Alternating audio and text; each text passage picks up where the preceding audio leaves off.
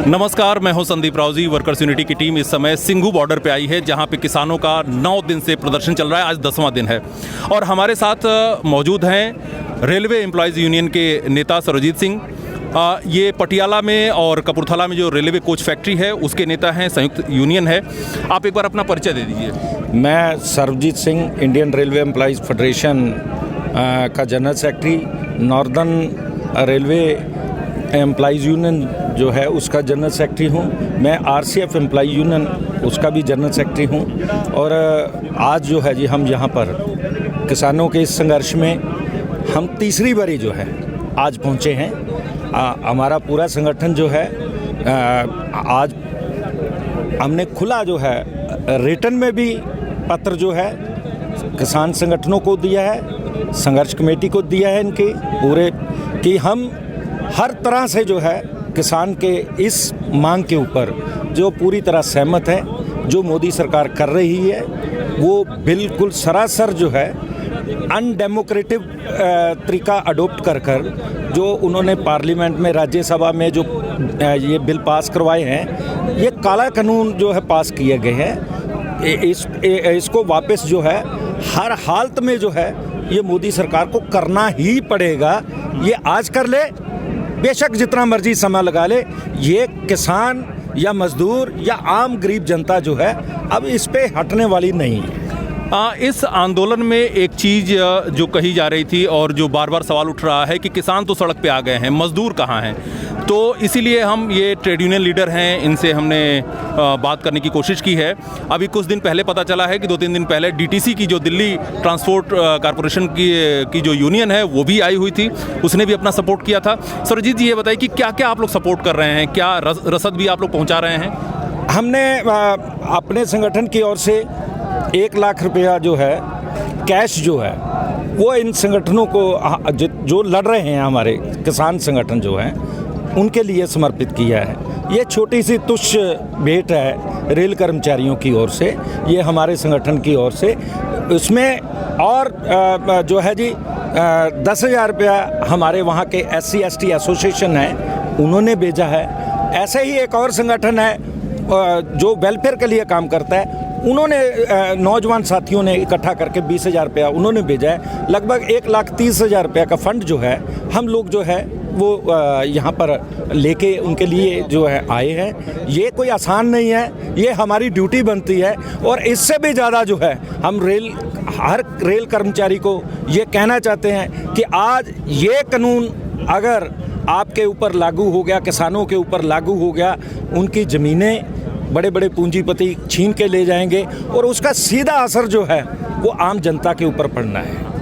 एक चीज़ मैं ये जानना चाहता हूँ कि 3 कृषि बिल के खिलाफ ये आंदोलन, इतना बड़ा आंदोलन चल रहा है, इसके साथ ही 3 लेबर कोड भी जी इन्होंने संसद में पास करा लिए थे, उसी तरीके से पास कराए थे जिस तरह से 3 कृषि बिल पास कराए। ये बताइए कि मजदूर यूनियनें कहाँ पे हैं, क्यों नहीं वो इसका उतना ही प्रतिकार कर रही हैं, और इस आंदोलन में वो क्यों नहीं कंधे से कंधा मिला करके आ रही हैं, हड़ताल बोल रही हैं, क्या मामला है? मेरा ख्याल है कि आपका सवाल बिल्कुल जायज़ है।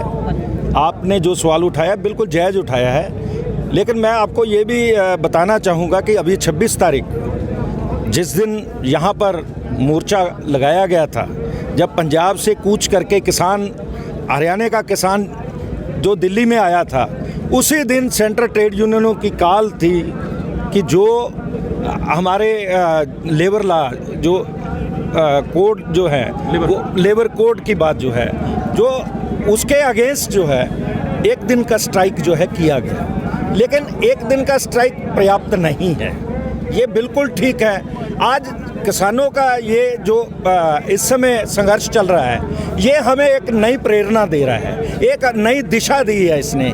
जो अभी तक यहाँ पर ये बात कही जा रही थी कि ये जो सेंट्रल गवर्नमेंट है इसने जो फाइनल कर दिया वो कर दिया, यानी कि ऊपर वाले ने जैसे लिखा हुआ है ऐसे ही इस सरकार ने जो लिख दिया वो वापस नहीं होता। लेकिन इस बात को हमारे किसान ऑर्गेनाइजेशन जो हैं वो एक प्लेटफार्म पे के ऊपर आकर पंजाब, हरियाणा, यूपी, पूरे देश के किसान जो है एक प्लेटफार्म के ऊपर आकर 500 संगठन जो है एक प्लेटफार्म के ऊपर आकर एक नई दिशा जो है, मेरा ख्याल है कि मजदूर को जो है, किसान को जो है, और लड़ने वाले जो लोग हैं, जिन जो देश प्रेमी हैं, जो देश को बचाना चाहते हैं, देश की संप्रदा को बचाना चाहते हैं, जो ज़मीन को बचाना चाहते हैं, जो रेल को बचाना चाहते हैं, जो पेट्रोलियम कंपनियों को बचाना चाहते हैं, जो हवाई जहाज़ों को बचाना चाहते हैं, जो जितने भी हमारे जिसके साथ इंडियन लगता है वो कंपनियां सारी जो है जी ये सरकार बेच रही है, उसको बचाने के लिए ये एक मेरा ख्याल है कि जो दिशा इन्होंने दिखाई है उस दिशा पे मार्ग पे चल के सेंट्रल ट्रेड यूनियन, मैंने भी ये बात जो है सेंट्रल ट्रेड यूनियन के अपने साथियों से बात की कि हमें इस दिशा में, अगर किसान यहाँ पर बैठा है तो हमें चारों ओर से जो है मजदूर को जो है बाहर निकालना चाहिए, और घेरा जो है अगर किसानों ने दिल्ली में डाला हुआ है तो हमें और ज़्यादा बड़ा विशाल दायरा बनाते हुए बाकी का घेरा जो है हमें डालना चाहिए, तभी संभव है। 9 तारीख को भारत बंद का आह्वान किया है, क्या उसमें सेंट्रल ट्रेड यूनियन आप सभी लोग हड़ताल में शामिल होंगे? सर, हम पहले भी जो है पंजाब बंद, भारत बंद, उसका समर्थन डट के किया है और आगे भी डट के करेंगे, क्योंकि ये 9 को हड़ताल में जा रहे हैं कि नहीं? हड़ताल, क्योंकि ये हमारे पूरे टोटल रेलवे का डिसीजन है, तो अभी जो हमारे मान्यता प्राप्त संगठन है, जो बड़े संगठन है, उस पे वो उनको निर्णय जो है लेना होगा। हम हर तरह के निर्णय के लिए जो है तैयार हैं। इंडियन रेलवे एम्प्लॉइज फेडरेशन को कोई दिक्कत नहीं है। एक और सवाल, अंतिम सवाल पूछेंगे और उसके बाद फिर आपसे आपकी राय जानेंगे कि लेबर कोड को लेकर के इतना ही तगड़ा आंदोलन मजदूर वर्ग क्यों नहीं कर रहा है, जबकि 44 कानून खत्म कर दिए गए, पीएफ एक्ट खत्म कर दिया गया, बोनस एक्ट खत्म कर दिया गया, काम के घंटों को बदल दिया गया, 12 घंटे कर दिए गए, ये बहुत सारे 44 कानून खत्म कर दिए गए। मजदूरों पर तो बहुत बड़ा हमला है। क्यों मजदूर वर्ग नहीं सड़क पे आ रहा है, और क्या आपका मानना है कि यही सही वक्त है कि मजदूरों को एकदम अनिश्चितकालीन हड़ताल में प्रवेश कर जाना चाहिए? आपका कहना बिल्कुल ठीक है। अभी जो रवायती ढंग तरीके हैं ट्रेड यूनियनों के, उसमें चेंजिंग करनी होगी। अगर हम थोड़ा सा एनालिसिस करें पिछले 60-70 दिन का किसान आंदोलन का, तो हमें सब चीज़ें सामने दिखाई देंगी कि उन्होंने अपना जो है, कभी ऐसा भी होता है, नहीं तो जब भी हड़ताल होती है, जब भी बंद होता है, तो उसमें आम जनता को जो है परेशान किया जाता है। ये धारणा बनाई हुई है, सरकारों ने बनाई हुई है, सरकार इस बात को जो है लेके जाती है, लेकिन इन्होंने इस सब को उल्टा कर दिया।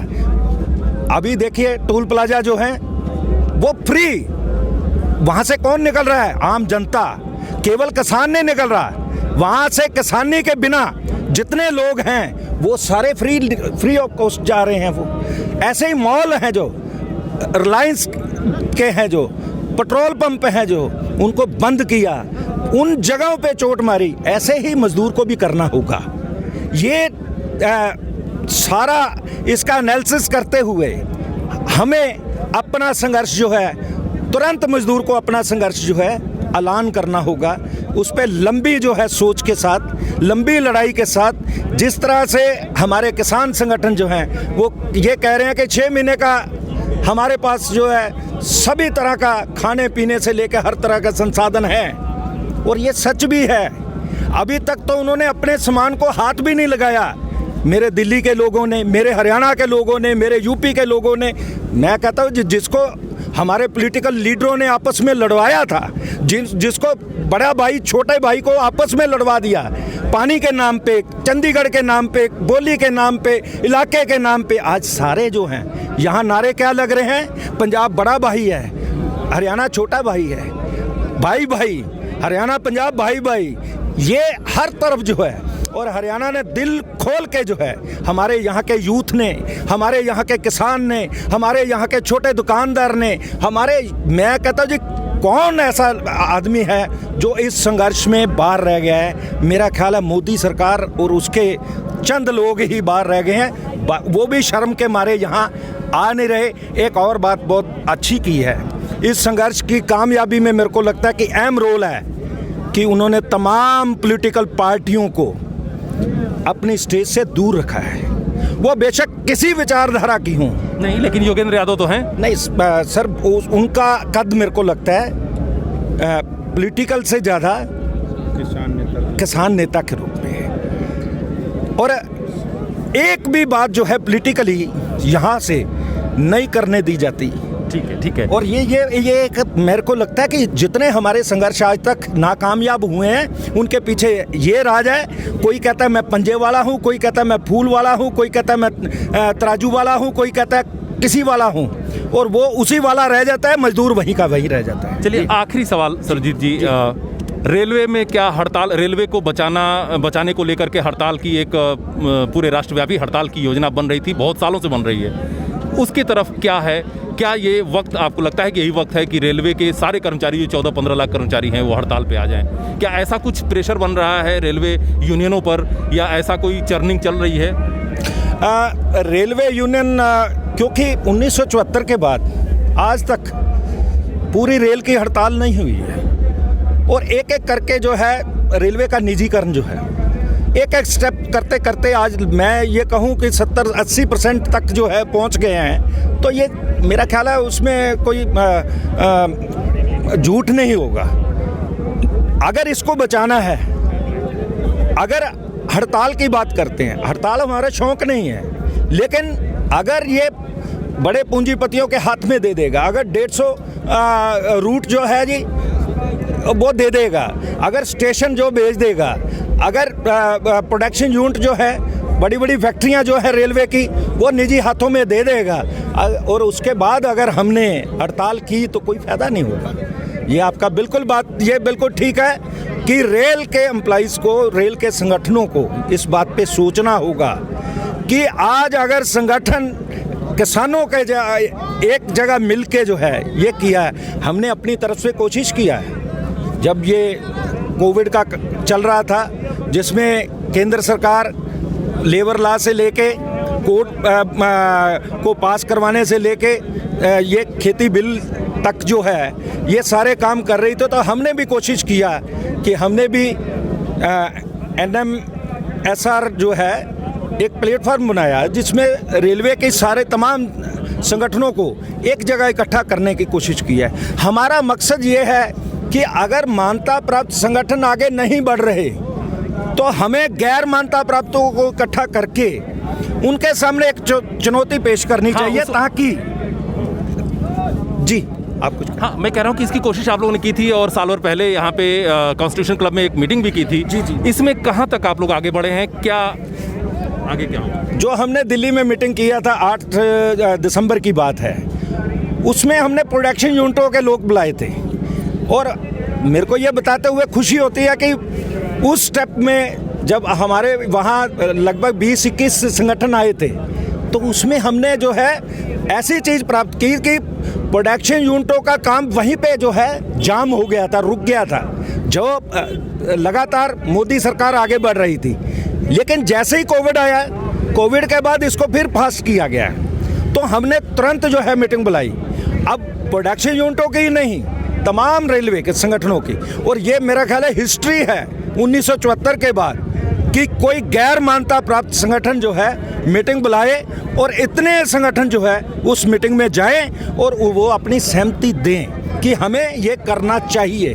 और हमारी कोशिश होगी, हम एकता में विश्वास रखने वाले लोग हैं, एकता लड़ने वाले लोगों की हो, एकता निजीकरण से निजात कराने वाले लोगों की हो, एकता उन लोगों की हो जिनका मैनेजमेंट के साथ या सरकार के साथ कोई सरोकार ना हो। अगर उनके वहाँ आपस में कनेक्शन जुड़े हैं तो वो यहाँ पर हर बार की तरह अब भी जो है वो गद्दारी करेंगे। सो हमें थोड़ा सा ब्रीथ छानना जो है लगाना पड़ेगा, और वो लगाने की कोशिश हमारी है सर। ठीक है, तो और कुछ कहना चाहते हो तो ठीक है, नहीं तो फिर नहीं, हम इतना ही कहना चाहेंगे जी। हम इंडियन रेलवे एम्प्लॉइज फेडरेशन की तरफ से ये जो संघर्ष चल रहा है इसका हर तरीके से जो है जी हम समर्थन करते हैं। हड़ताल में भी जाना होगा तो जाएंगे। अगर ये मुकाम भी आया तो इससे पीछे नहीं हटा जाएगा। ये इंडियन रेलवे एम्प्लॉय फेडरेशन का क्लियर कट स्टैंड है। सरजीत जी बहुत बहुत शुक्रिया।